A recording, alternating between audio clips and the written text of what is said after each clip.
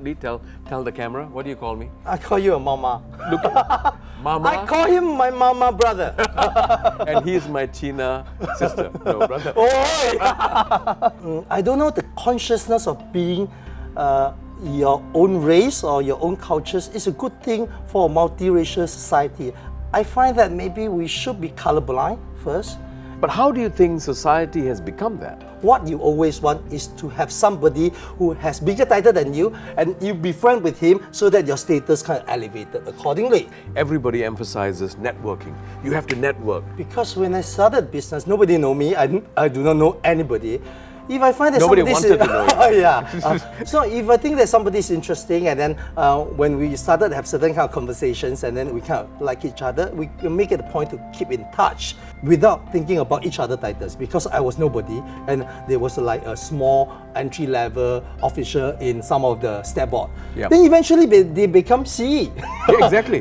And I listed my company, but we don't care about that.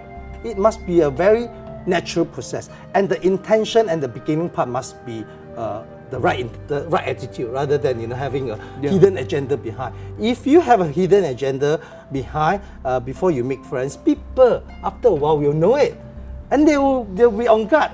They'll be on guard. Yeah. Absolutely, and the trust level will go down. Yes. Right? A lot of these values, and in your book that you wrote, you talked about family values. Right.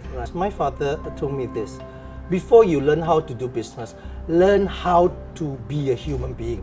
Put their interests sometimes in front of you before your own interests. I told my mom to give all the wealth to all my 4 sisters after she passed away. So I try to equalize things. I don't want to make... I believe most of parents will be very happy when most of their children are equally well off than a few millionaires and few beggars. Who want this kind of outcome for family? You also have certain observations about where our younger generation is going. Our Singaporean youngsters really have a great sense of entitlement.